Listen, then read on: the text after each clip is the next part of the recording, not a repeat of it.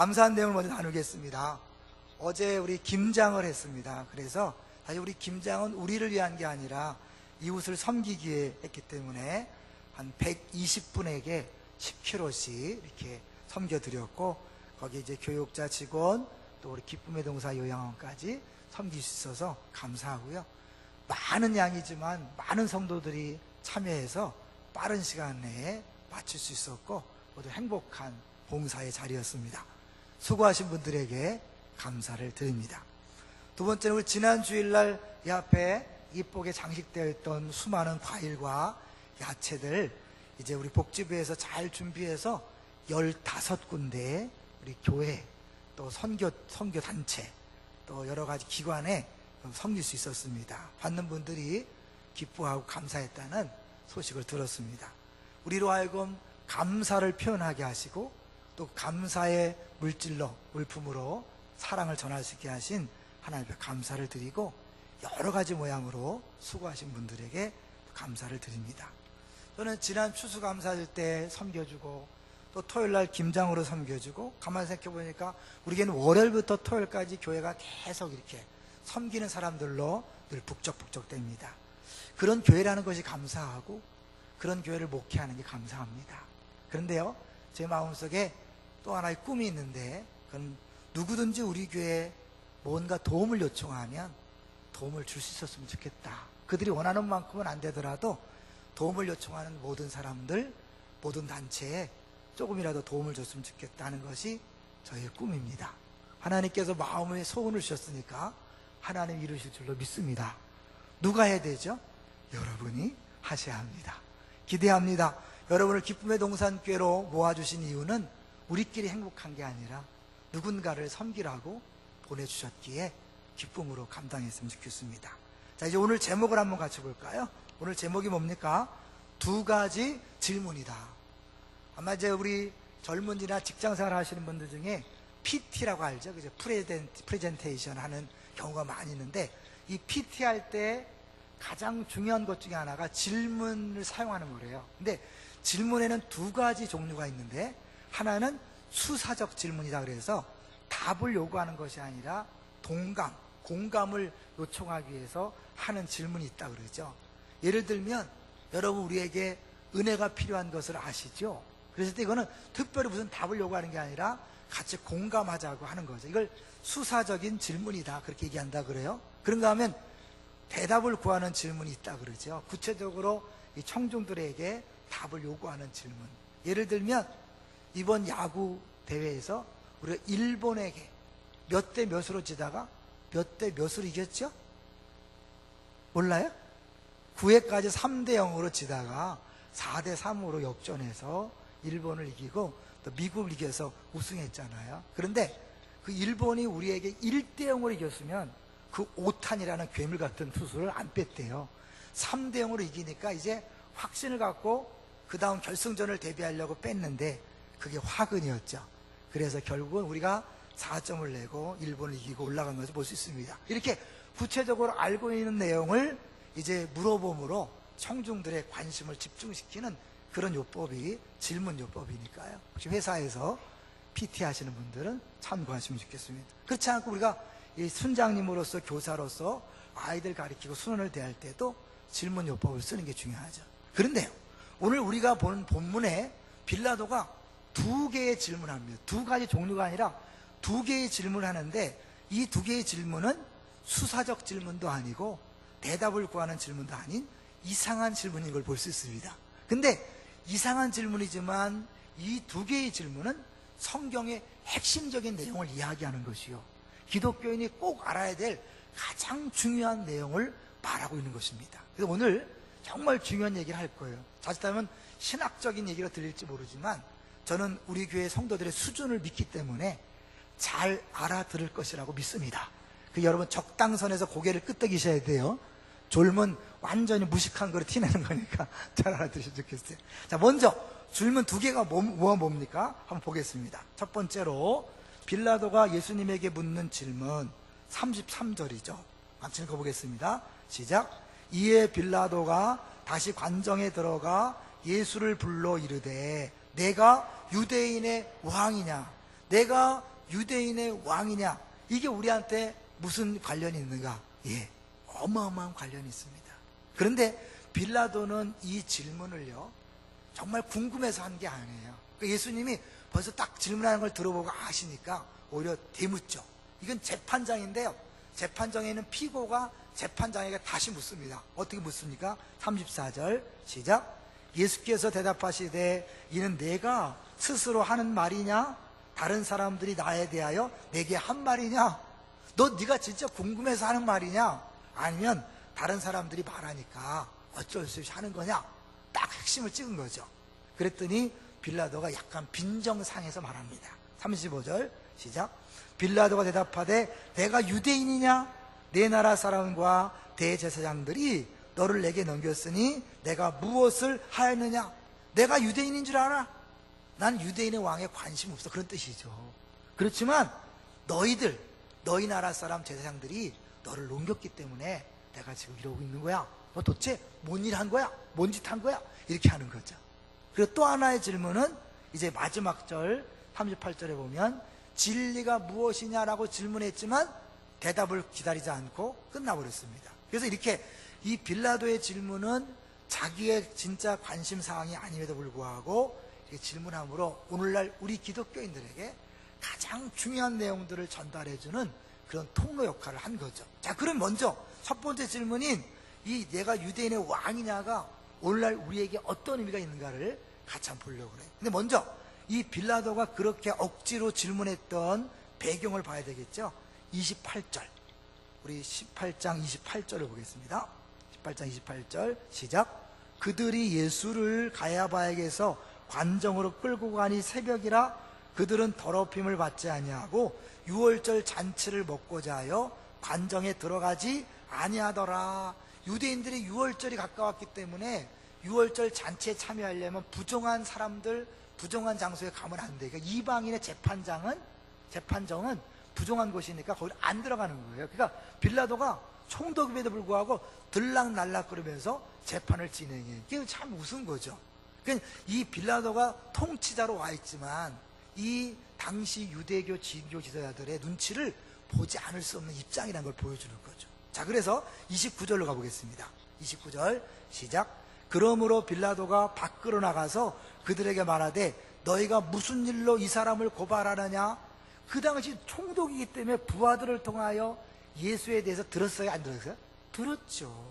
그러니까 이 예수는 정치적으로 아무런 위협이 되지 않고 문제가 되지 않은 걸 알기 때문에 가능한 한 자기가 맞지 않으려고 그랬어요. 그런데 계속해서 막 난리 치니까 묻는 거죠. 무슨 일로 고발하는 건데? 그랬더니 30절 읽어보겠습니다. 대답하여 이르되 이 사람이 행악자가 아니었더라면 우리가 당신에게 넘기지 아니하였겠나이다. 무슨 소리냐? 이 사람이 악을 행했으니까, 죄를 정했으니까 너한테 끌고 왔지. 그랬더니 빌라도가 그래? 그럼 니네 법대로 처리해. 니네 법대로 처리하면 될 거 아니야? 근데요, 유대인들이, 제사장들이 거짓말을 하죠. 어떤 거짓말인가 한번 볼까요? 31절 시작. 빌라도가 이르되 너희가 그를 데려다가 너희 법대로 재판하라. 유대인들이 이르되 우리에게는 사람을 죽이는 권한이 없나이다 하니. 여러분, 로마 시대를 조금 아는 사람은요, 로마가 전 세계를 지배하는 비밀 중에 하나가 모든 나라를 점령하고 자기 식대로 통치하는 게 아니에요. 꼭 필요한 것만 자기 식대로 하고 나머지는 그 나라에 맡겨버리는 거죠. 그래야 이제 숨통이 좀 터지고 반항을 덜 하니까. 그래서 웬만한 종교를 허용하고 그들의 법을 허용했어요. 그래서 이 유대인들에게도 종교법을 가지고 사람들을 처리하는 것을 봐줬죠. 예를 들면 스데반을 어떻게 했죠? 돌로 쳐 죽였잖아요. 그들의 종교법에 따라 돌로 쳐 죽였는데 스데반을 죽였다고 잡혀간 사람이 있었을까 없었을까요? 없었어요. 그러니까 이 빌라도가 그런 식으로 너가 예수한테 하라는 거예요. 근데 이들이 거짓말하는 거죠. 우리에게는 사람을 죽이는 권한이 없나이다. 그런데 그들이 그렇게 말한 이유를 성경은 분명하게 보여주고 있습니다. 32절이죠. 그들이 그렇게 주장하는 이유는 결국 성경을 성취하게 한 것이다. 32절 시작. 이는 예수께서 자기가 어떠한 죽음으로 죽을 것을 가리켜 하신 말씀을 응하게 하려 함이러라. 어떠한 죽음을 죽을 것을 가리켜 하신 말씀, 구약 성경에는 예수님이 어떻게 죽을 것이라고 나와 있나요? 네, 결국 고난받고 십자가에 못 박혀 죽을 것이 예언되어 있죠. 그런데 그럼 유대인들은 왜 예수님을 굳이 그렇게 돌로 쳐 죽일 수도 있는데도 불구하고 십자가에 못 박아 죽게 하려고 그렇게 했을까요? 이 머리를 무지 쓴 거예요. 그들의 머리 쓴 게 뭐냐면, 만약 예수님을 단순히 돌로 쳐 죽이면 예수님 추종자들이 계속 따라다닐까요? 아니면 없어질까요? 따라다니는 거죠. 왜냐하면 의인은 옛날부터 핍박받는 존재다. 예수님을 돌로 쳐 죽이면 예수님을 따르는 추종자들이, 우리 선생님은 의인이기 때문에 핍박받고 죽었다, 그럼 우리가 계속해서 그분을 모셔야 한다. 그리고 추종자들이 없어지지 않았을 거예요. 그래서 머리를 쓴 거예요. 완전히 그들이 예수를 버릴 수 있도록 머리 쓴 게 뭐냐면, 예수의 죽음을 저주받은 죽음으로 몰고 가는 거죠. 어떻게 해요? 신명기에 보면 나무에 달린 자는 하나님의 저주를 받았다라는 내용이 있어요. 그러니까 성경대로 예수님을 저주받은 죽음으로 몰고 가는 거예요. 그래서 반드시 십자가에 못 박혀 죽여야 돼요. 그러니까 빌라도가 니네 법대로 하라 그랬어도 머리를 써서 굳이 십자가에 못 박아 죽인 이유는 그들이 생각한 대로 추종자들을 없애려고 한 거죠. 근데요, 하나님의 아들 예수님의 그러한 죽음을 막았습니까? 안 막았습니까? 안 막고 그런 죽음을 허락해요. 왜냐하면 그들이 의도한 그 저주받은 죽음, 그게 일부는 맞은 거예요. 근데 문제는 뭐냐면, 그 저주가 예수님이 하나님의 아들이라고 함부로 말하다가 하나님 앞에 벌받아 저주받은 게 아니라 자신의 죄가 아니라 인류의 모든 죄의 저주를 짊어지고 죽으신 거예요. 할렐루야. 그래서 예수님이 십자가에 죽어야만 인류의 모든 죄가 해결될 수 있는 것입니다. 이게 하나님의 놀라운 계획이었어요. 근데 그 하나님의 계획 속에서 이 종교 지도자들이 마음대로 머리를 써서 예수님을 굳이 저주받은 죽음으로 몰고 갔지만, 하나님은 그걸 통해서 더 큰 계획을 이루신 거예요. 이것이 오늘날 우리에게 어떤 유익을 줍니까? 이제 물론 우리의 죄의 문제가 해결된 것도 있지만 하나님이 일하시는 방식을 깨닫게 하는 거죠. 누군가가 내 뒤에서 나의 뒤통수를 치거나 뒤에서 수군수군 대서 모함을 해서 나쁜 짓을 저지른다.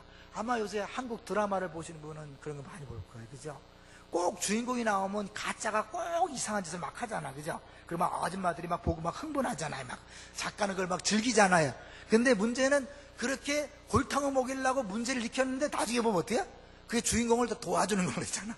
이런 것처럼 사실은 하나님께서 우리를 사랑하고 보호하고 있기 때문에요, 우리를 누군가 해코지 하고 어려움을 주고 고통을 줘도요, 하나님이 그걸 막아주지 않았다면 또 다른 계획이 있는 거예요. 그거를 허용했을 때는 더 놀라운 계획이 있는 거예요. 믿습니까? 그러니까 그걸 믿는 사람은 이제 뭐예요? 두렵지 않은 거예요. 천만인이 나를 둘러치려 할지라도 내가 두려워 아니하려다. 여기 있는 사람 전부가 어떤 한 사람을 골탕 먹이려고 죽이려고 작전을 짜더라도 하나님께서 그걸 필요치 않다면 막아주실 것이요, 필요하다면 허용하시는 것이. 그렇기 때문에 우리가 무슨 일을 만나도 염려하지 않고 걱정하지 않는 것입니다.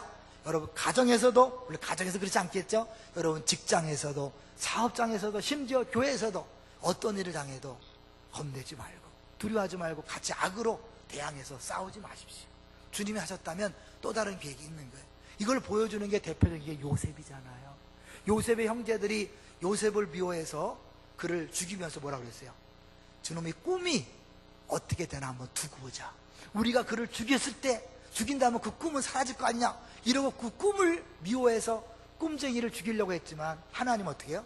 그걸 이용해서 결국 고향 땅을 떠나. 왜냐하면 요셉은 그렇지 않으면 고향을 떠날 사람이 아니거든. 아버지 사랑을 가장 많이 받으니까 고향을 억지로 떠나게 해서 애굽으로 보내서 결국 이스라엘 백성이 애굽의 고센 땅에서 200만으로 성장할 수 있는 기반이 된 것이 바로 요셉이고, 그 요셉을 미워한 형제들을 통하여 하나님 일하신 거예요. 그러니까 하나님이 모든 걸 아시기 때문에 여러분 걱정할 일이 없다는 거예요. 우리 교회가 분리개척된 것도 여러분 가끔 말씀드렸지만 그 과정 중에 하나잖아요. 사실 안산동산교회가 이걸 안 하려고 그랬어요.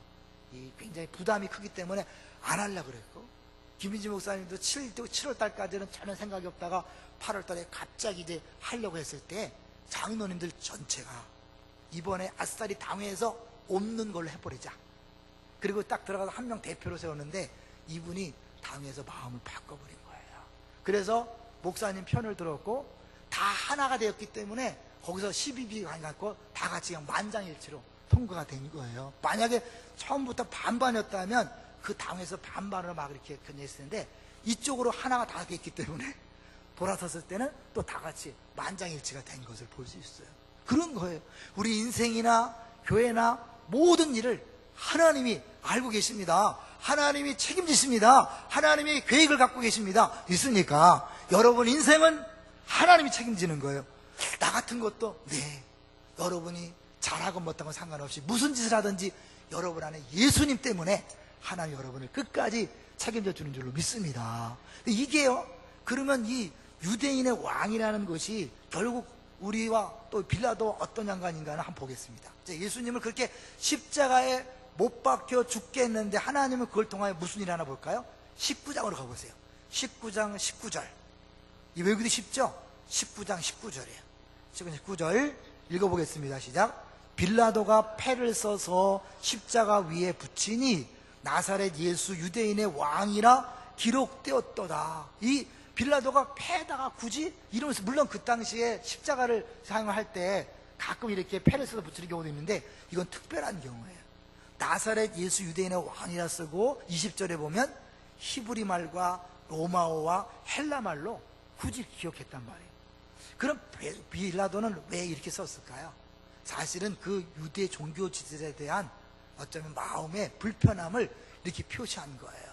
왜냐하면 그들은 끊임없이 풀어주려고 그랬고 대신 바라바를 죽이려고 했는데 지금 애들이 막 어떻게 협박을 했냐면, 당신이 만약 유대인의 왕이라고 주장하는 이 예수를 풀어준다면 가이사에게 반역하는 것이다. 자기의 위치가 흔들리니까 어쩔 수 없이 예수를 법정에 세우고 재판을 하고 십자가에 못 박게 하면서 마지막에 봐라, 니네들이 말하는 유대인의 왕 봐라. 그리고 썼는데 거기에 하나님의 놀라운 역사가 있었어요. 그건 뭐냐면 나사렛 예수 유대인의 왕이란 네 단어잖아요. 네 단어의 첫 알파벳을 모으면, 한글로 따지면 나사렛이니까 뭐예요? 니은, 예수니까 이응, 유대인의 이응, 왕의 이응. 한글로 아무것도 아니지만 히브리어로 첫 알파벳 4개를 모으니까 여호와가 되는, 그 십자가에 달린 죽으신 예수가 바로 하나님이란 뜻이 여호와라고, 그렇게 하나님이 빌라도의 손을 빌어서 공포한 거예요. 근데 그 공포가 어떤 말로 됐다고요? 20절 보세요. 20절 시작. 예수께서 못 박히신 곳이 성에서 가까운 거로 많은 유대인이 이 패를 읽는데 히브리와 로마와 헬라말로 기록되었더라. 히브리어는 누구를 위한 거? 이스라엘 백성을 위해서 기록됐죠. 로마는요, 당시 로마가 전 세계를 지배하던 때였어요. 로마의 식민지 전체가 보라 그러고, 헬라말은요, 그 당시 지식의 언어가, 문화 언어가 헬라였잖아요. 헬라 문명이니까 그리고 언어. 그래서 전세 지식인들이 다 볼 수 있도록, 그러니까 뭐예요? 전 세계 모든 사람들이 다 보라고 쓴 거란 말이에요. 그러니까 이게 유대인의 왕이라는 건 단순히 유대인들만을 위한 것이 아니라 온 인류의 메시아라는 뜻이에요. 구약 성경이 계속해서 왕이 올 것이라는 뭐냐면, 그분이 이 안에 메시아로 오셔서 진정한 하나님 나라를 이루어 줄 거라고 계속 예언한 거거든요. 그 예언된 대로 오신 분이 바로 예수라고 그 십자가상에서 딱 밝힌 거예요. 그러니까 이거는 빌라도에게도 구원받을 수 있는 기회였는데 그가 그 기회를 놓치고 내가 유대인의 왕이냐? 답을 기다리지 않았던 걸 볼 수 있습니다. 그런데 이제 다시 돌아가서 우리 본문에 돌아가서요, 이렇게 예수님이 네가 유대인 왕이냐고 물었을 때 예수님께서 36절에 이런 말을 하죠. 우리 18장 36절 볼까요? 중요한 얘기 나옵니다. 36절 시작. 예수께서 대답하시되 내 나라는 이 세상에 속한 것이 아니니라. 만일 내 나라가 이 세상에 속한 것이었더라면 내 종들이 싸워 나로 유대인들에게 넘겨지지 않게 하였으리라. 잠깐 멈추세요. 이게 뭐예요? 내 나라는, 내가 왕인데 내 나라는 네가 생각하는 그런 나라랑 다르다 그런 거죠. 자, 이제 시작. 이제 내 나라는 여기에 속한 것이 아니니라. 여기에 속한 나라가 아니기 때문에 하나님이 왕으로, 예수 왕으로 오셔서 하신 방식이 너무나 달라. 잘 생각하세요. 보통 왕하면 어떻게 해요? 딱 앉아갖고 여봐라 명령하면 다 되잖아요. 자기가 명령으로 모든 나라를 다스리고 통치하잖아요. 근데 이 하나님 나라의 왕이신, 유대인의 왕이신 예수님은 그런 식으로 하지 않았어요. 어떻게 했어요? 왕이 십자가에 달려 죽었어요. 그리고 전 인류를 구원했어요. 이게 세상 나라 방식은 이해가 안 되는 거예요. 세상은 변화라고 외치고 변화를 시도하고 제도와 개혁을 해서 세상을 바꿔놓은 다음에 세상을 변화시키지만, 하나님 나라는 그냥 죽는 거예요. 섬기는 거예요. 사랑하는 거예요. 그런데 세상은 완전히 뒤집어지는 거죠. 세상을 변화시키는 방식이 다르다니까요. 근데 예수님이 그렇게 십자가에 죽고 유대인의 왕으로 오신 것과 그럼 진리는 무슨 상관이에요? 진리는, 자, 여기 또 비밀이 있어요. 자, 30절 보세요. 자, 왕이라고 하면서 무엇을 왜 왔다고 하는지 보겠습니다. 37절 시작. 빌라도가 이르되 그러면 내가 왕이 아니냐? 예수께서 대답하시되 내 말과 같이 내가 왕이니라. 내가 이를 위하여 태어났으며 이를 위하여 세상에 왔나니 곧 진리에 대하여 증언하려 함이로라. 무릇 진리에 속한 자는 내 음성을 듣느니라 하신대. 왕으로 오셨어요. 근데 왕으로 오셨는데 막 다스리고 통치하러 오신 게 아니라 뭐하러 오셨대요? 진리를 증거하러 오셨대. 이상하잖아요. 왕이면 다스리고 통치해야 되는데 내가 이를 위하여 태어났으며 세상에 왔는데 곧 진리에 대하여 증언하려 함이라. 그럼 진리란 뭡니까? 당연히 물어보는 거죠. 사실은 예수님이 진리잖아요. 내가 곧 길이요 진리요 생명이니, 그 진리 자체이신 예수님이 그 앞에 있음에도 불구하고 빌라도는 진리에 대해서 묻습니다. 진리는 뭘까요? 네, 예수님이 진리라 그랬잖아요. 그러면 예수님이 자신의 진리로 오셔서 증거한 건 뭐에 대한 증거일까요? 예수님이 십자가에 죽으심으로 그 진리가 무엇인지를 보여줬어요. 뭘까요? 하나님은 사랑이시다. 십자가는 하나님의 사랑이 무엇인지를 보여주는 현장이에요. 믿습니까? 그러니까 결국 십자가의 죽으심으로 그분은 새로운 통치 방식으로 통치할 뿐만 아니라 뭔가를 증거했는데, 그건 뭐냐? 이만큼 너희들을 하나님이 사랑한다. 하나님이 세상을 뭐한다? 이처럼 사랑하사 독생자를 주셨으니. 하나님이 예수님을 보낸 것이 그 사랑을 보여준 것이요, 죽으신 것이 사랑을 확증한 거예요. 뭐에 대한 증거라고요? 진리에 대한 증거예요. 그 진리가 뭐라고요? 하나님은 사랑이시라는 것을 보여주는 거죠. 그게 사랑, 진리 한마디로 하나님의 사랑이다. 자, 그러면 요 한번 1장으로 가볼게요. 여기 1장. 여러분이 그 더 이해를 쉽게 하기 위해서 예수님이 이 땅에 오셨을 때 예수님에 대하여 뭐라고 얘기하는가? 1장 14절로 가보겠습니다. 1장 14절 시작. 말씀이 육신이 되어 우리 가운데 거하심에 우리가 그의 영광을 보니 아버지의 독생자의 영광이요 은혜와 진리가 충만하더라. 말씀이 육신이 됐다는 건 뭐예요? 눈에 보이지 않는 저 영원한 하나님 나라의 실제 참 진리가 이 땅에 눈에 보이는 가짜 세계에 들어왔다는 거예요. 헬라 세계의 이원론을 믿는 그들에게 설명이 가능한 거죠. 로고스라 이런 것들 다 헬라 세계의 그런 이원론에 가능한 거거든요. 근데 그걸 이용하여 이 사도 요한이 이야기해 주는 거예요. 눈에 보이지 않는 참 진짜의 세계의 그 진리가 이 땅에 육신의 모양으로 와서 우리 가운데 진리로 오셨다. 근데 그게 뭐냐면 우리가 그의 뭘 보니? 영광을 보니. 여러분, 영광이라는 게 뭐라 그랬어요? 본질의 드러남이 영광이에요. 영광이 뭐라고요? 본질의 드러남. 그 본질이 뭐예요? 하나님의 본질이 드러나는 게 영광을 돌리는 거거든요. 하나님의 본질이 뭘까요? 요한일서 4장 8절 하나님은 사랑이심이라. 하나님은 뭐다? 사랑이심이라. 하나님의 본질은 사랑이에요. 그 본질을 드러낸 것이 바로 예수님이 이 땅에 오심이란 말이에요. 그를 보니 독생자의 영광이요 그의 영광을 보니 하나님을 볼 수 있다는 거잖아요. 근데 그것이 뭐야? 은혜와 진리가 충만하더라. 그 예수님 자체가 진리요, 진리란 다른 표현은 은혜라는 거예요. 왜가 진리가 또 은혜일까요? 진리는 머리로 지식으로 아는 게 아니에요. 아담과 하와로 수많은 철학자들이, 지식인들이 그렇게 진리를 알기 위해서 애를 썼죠. 모든 지식과 모든 철학과 모든 문학이나 모든 것들의 궁극적인 목적은 뭐예요? 진리가 무엇인가를 찾아가는 거잖아요. 근데 우리는 많이 배우지 않고 책도 많이 안 읽었는데 진리를 알아. 그 진리는 예수를 알아. 근데 그렇게 수없이 공부하고 그렇게 똑똑한 박사들이 진리를 몰라. 왜요? 다시 오늘 본문을 가보세요. 왔다 갔다 죄송해요. 오늘 본문을 가보시면 37절 18절 37절에 왜 우리는 진리를 아는데 그 사람들은 진리를 모를까? 그 이유가 있어요.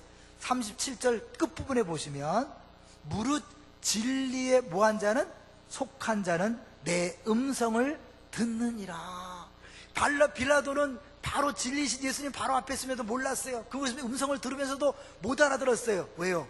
진리에 속한 자가 아니었기 때문에. 진리에 속한 자는 누굴까요? 하나님이 구원하기로 작정한 사람, 하나님 택한 사람들, 그 사람들만이 진리를 깨닫게 될 줄로 믿습니다. 그러니까 우리가 만약에 진리를 알고 예수님이 진리를 알고 예수님 유대인 왕인 걸 알았다면 우리는 대단한 사람들인 거예요. 왜? 대단한 복과 은혜를 누린 거니까. 머리로 아는 게 아니에요. 머리로 아는 게 아니에요. 하나님께서 알려주셔야 돼요. 그래서 전적인 은혜라는 거예요. 그 진리와 은혜는 같이 쓰는 거예요. 성경에서 두 단어를 같이 쓸 때는 두 개를 교차로 사용할 수 있다, 그런 뜻이잖아요. 그러니까 은혜란 말, 진리란 말은 같은 뜻이에요. 자, 그런데요, 예수님이 십자가에 죽으신 것이 진리면서 또 하나 뭐예요? 어마어마한 은혜라는 걸 보여주는 게 뭐냐면, 다시 우리 요한복음 19장하고 중요한 또 얘기를 할 거예요. 계속 중요한 얘기 하죠. 우리 14절 19장 14절 정말 중요한 얘기예요. 14절 시작. 이날은 유월절의 준비일이요 때는 제6시라 빌라도가 유대인들에게 이르되 보라 너희 왕이라. 계속 약간 조롱하듯이 너희 왕이다, 무슨 힘이 있냐. 근데 6월절에 6시가 무슨 의미가 있을까요? 6월절에 제6시는 정오를 말하는데 6월절 때 어린 양을 잡는 시간이 6시예요 바로 그때 예수님이 죽었다는 건 뭐예요? 6월절 어린 양으로 이 땅에 오셔서 모든 인류의 죄를 담당하고 6월절 어린 양처럼 죽음으로 우리의 죄의 문제를 해결했다, 그걸 보여주는 거예요. 근데 문제는 그 예수님이 그렇게 죽는 현장에서 무슨 일이 있었냐. 15절 보세요. 15절 그들이 소리 지르되 없이 하소서 없이 하소서, 그를 십자가에 못 박게 하소서. 빌라도가 이르되 내가 너희 왕을 십자가에 못 박으랴, 내가 너희 왕을 십자가에 못 박으랴. 그랬더니 뭐예요? 대전 절대 하면 안 되는 정말 무서운 말을 했어요. 그게 뭘까요? 대제사장 대답하되 가이사 외에는 우리에게 왕이 없나이다. 이게 얼마나 무서운 말인지 아세요? 유대인들이 끊임없이 하나님을 왕으로, 하나님으로 섬기고 그 하나님이 그들을 보호하는 것이 언약이에요. 구약성경 전체 내용이 뭐냐면 하나님을 왕 삼고 하나님 우리를 백성 삼아서 우리 인생을 책임지는 것, 그것이 하나님 나라잖아요. 근데 뭐예요? 우리에게 왕이 없다. 누구 외에는? 가이사 외에는. 가이사는 로마의 황제를 말하는데 로마의 황제는 세상 사탄의 앞잡이의 상징이에요.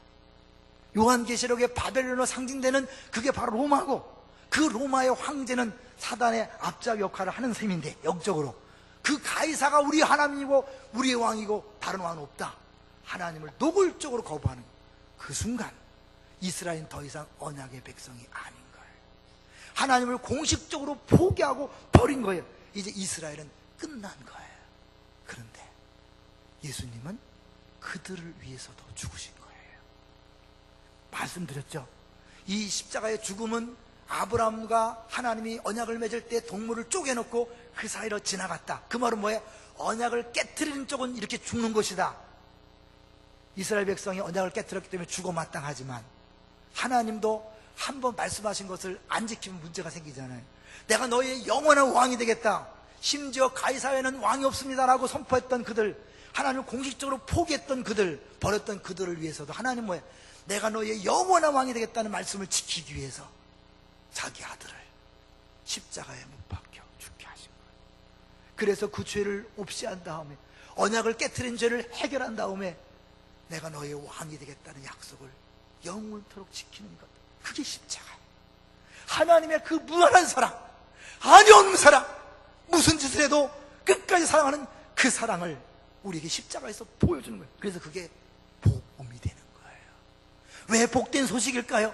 하나님이 심판자요 공의로운 분이다, 이것만 얘기한다면 우리 모든 사람은 죄인이기 때문에 다 죽어 마땅하고 다 지옥 갈 수밖에 없지만 그 하나님은 우주적인 초월자이지만 우리를 사랑하시는 분이다. 이게 소식인 거예요. 복된 소식인 거예요. 그래서 우리에게 소망이 있는 거예요. 전 인류의 구원의 소식이 기쁜 소식이 되는 거예요. 십자가는 하나님이 얼마나 우리 사랑하는가를 보여주는 진리의 절대적인 증거입니다. 거기서 사랑이 뭔지를 보여주면 뭘까요? 사랑은 내어주는 거예요. 아들을 내어주는 거예요. 자기 몸을 내어주는 거예요. 사랑은 요구하는 게 아니에요. 여러분이 자녀를 사랑한다고 하면서 공부 열심히 해라, 어떤 고등학교 가라, 대학교 가라, 이건 사랑하는 게 아니에요. 그건 자기 욕심을 채우는 거예요. 남편에게 뭐해라 막 요구하는 건 사랑이 아니에요. 자기 편하자고 하는 얘기예요. 남편에게, 아내에게, 부모에게, 자녀에게, 이웃에게 뭘 요구하는 게 사랑이 아닙니다. 사랑은 그냥 상대방을 위해서 내 것을 주는 거예요. 그러면 하나님이 그때 일하시는 거예요. 왕이 다스리고 통치하고 명령하고 법을 만들고 개혁하고 그래서 세상을 바꿔놓는 게 아니라 그 왕이 죽는 거예요. 섬기러 오신 거예요. 그냥 죽고 끝난 줄 아는데 인류의 죄가 해결되고 예수 믿기만 하면 구원받고 하나님 백성이 되고 세상이 변하는 거예요. 지난 목요일 날 생수회관 애프터 모임이 있었어요. 석수교에서 생수회관을 참여했던 모든 분들이 모여서 또 간증을 나눴어요. 한 분의 간증이 참 은혜스러웠어요. 이분은 10년 이상 남편하고 갈등이 있었어요. 이혼하냐 마냐, 생수회관 올 때까지도 이 남편하고 이혼할까 말까 계속 그러고 고민하고 온 거예요. 그런 마음으로 왔기 때문에 2박 3일 동안 전 은혜를 못 받았대요. 나눔만 하면 남편을 욕하고 막 그랬다는 거예요. 근데 마지막 순서 이제 문 밖에 나가기 직전에 뭔지는 얘기하지 않을게. 한번 가보세요. 마지막 순간에 하나님이 그 마음을 딱 만져주세요. 눈물이 막 쏟아져. 2박 3일 동안 전혀 마음의 요동이 없다가 눈물이 쏟아지고 딱 물을 나서는 순간 이 가슴에 확 막혀있던 게 뚝 떨어져 해결된 걸 느꼈다는 거예요. 그리고 버스에 타서 그렇게 미워하던 남편에게 자기도 모르게 문자를 썼는데 그 남편을 격려하고 남편을 위로하고 고맙다는 내용의 문자를 썼. 자기 생각에 너무너무 이상한. 10년 동안 절대 그러지 않았는데 왜요? 하나님이 그 마음을 만져주고 그 사랑을 경험하니까 남편의 문제가 아니라 내가 문제였구나, 내가 변해야 되겠구나 라고 생각하고 그렇게 보낸 거예요. 근데요, 집에 갔더니 이 남편이 그냥 뒤집어졌더래요. 남편한테 이래라 저래라 말한 게 아니에요. 가는 남편이 완전히 바뀌어 있더래요. 그래서 지금은요 신혼 살림을 하고 신혼을 살고 있대요. 너무너무 행복하다는 거예요. 극장 가서 손잡고, 그게 절대 있을 수 없는 일이래요. 10년 동안을 핸드폰에다 남의 편이라고 써놨대요. 남의 편. 보통 그러잖아. 바깥에서 잘하고 안에서 못하고. 예? 그래갖고 그렇게 미워하고 싫어했는데 지금은요 그렇게 잘해주고 요구하잖아도 그렇게 알아서 해주고 너무너무 신기하다는 거예요. 누가 했을까요? 하나님이 하신 거예요. 이게 하나님 나라의 방식이에요. 내가 사람들 잔소리하고 바꾸라고 그러고 그들에게 명령하고 요구해서 바뀌는 게 하나님 나라가 아닙니다. 그건 세상 방식이에요. 하나님 나라는 내가 죽는 거예요. 내가 섬기는 거예요. 내가 다 주는 거예요. 그러면 하나님이 유대인의 왕이라 선포하고 나사렛 예수 유대인의 왕의 여호와라 선포하고 하나님의 구원 사역을 이루는 것이 바로 하나님 나라의 방식입니다. 할렐루야. 그럼 누가 스스로 죽을 수 있을까요? 먼저 우리 가운데 교회는 나오지만 아직도 예수가 안 믿어지는 분이 있을 거예요. 네? 진리에 속한 자만 진리가 들리기 때문에 안 들릴 수 있어요. 설교가 안 들릴 수 있어요. 네, 그런 분들은 예수를 빨리 믿으셔야 합니다. 예수를 영접하셔야 합니다. 그래야 여러분 하나님께서 여러분의 인생을 책임지기 때문에 진정한 평안과 기쁨이 있습니다. 교회에 나온다고 되는 게 아니라 예수가 나를 위해 죽으시고 부활하신 걸 믿으시고 예수를 영접하셔야 합니다. 속히 그런 역사 있기를 바랍니다. 나는 분명히 예수를 믿었어요. 구원받았어요. 그런데 용서가 되지 않고 사랑이 안 되고 계속 시기, 질투, 분노 이런 게 쌓이는 분들이 있어요. 그런 분에게는 하나님의 또 다른 은혜가 필요합니다. 진리를 알지니 진리가 너희를 자유케 하리라. 그 자유에는요 모든 사망의 공포로부터의 자유도 있지만 미움과 분노와 시기와 질투로부터의 자유도 있는 거예요. 죄에서 자유를 얻게 함은 보혜는 그 죄로부터 벗어나는 능력인 거예요. 더 이상 미움과 분노와 시기와 경쟁에서 벗어나는 자유, 내 것으로 만족하고 감사하고 다른 사람의 잘된 것을 기뻐하는 아버지 마음으로 기뻐하는 자유, 그거는 좀 전에 얘기했던 것처럼 은혜가 임해야 돼요. 그 은혜를 구하세요. 억지로 사랑하려고, 억지로 봉사하려고, 억지로 배 아프지 않으려고 애를 쓰지 마세요. 주의 은혜가 임하면, 진리를 정말 깨달으면, 그 진리를 새롭게 깨달으면 이제는 뭐예요? 더 이상 요구할 게 없죠. 왜? 하나님 나를 100% 사랑하시고 100% 축복 주실 뿐만 아니라 그 사랑은 영원한데 나의 행위에 근거된 것이 아니라 내가 신앙생활을 잘하든 못하든 나의 안에 계신 그리스도 때문에 나를 100% 사랑하시고 영원토록 사랑하시기 때문에 가장 좋은 걸 주시고 지금도 좋은 걸 주셨다 하는 사실이 믿어질 때 이제는 더 이상 시기하고 질투하고 경쟁하고 다른 사람한테 분낼 이유가 없는 거예요. 이건 저절로 되는 것입니다. 그리고 그게 됐을 때 이 자유를 모르고 이 평안을 모르고 이 기쁨을 모르는 저 바깥에 있는 우리의 아내, 남편, 부모, 친구, 우울하고 자살을 꿈꾸고 좌절하고 절망하고 인생에 재미없다고 말하는 그들에게 진짜 여기 자유가 있습니다. 진짜 행복이 있습니다. 진짜 평안이 있습니다. 나를 보십시오 라고 말하는 것, 그게 자연스러운 전도입니다. 주님은 우리 모두에게 우리의 행위와 상관없이 은혜로 그 모든 걸 허락하셨습니다. 진리에 속한 자가 진리의 음성을 듣는 거예요. 우리의 노력이 아니에요. 공부가 아니에요. 열심히 기도하는 게 아니에요. 사실은 아니에요. 그게 아니에요. 내 봉사가 아니에요. 하나님께서 일방적으로 주시는 은혜예요. 그래서 그것이 어느 순간에 왔을 때 나도 모르게 무장해제가 되는 거예요. 아까 그 집사님처럼 무장해제가 돼서 내가 변할게요. 남편이 변하는 게 아니라 내가 변할게요.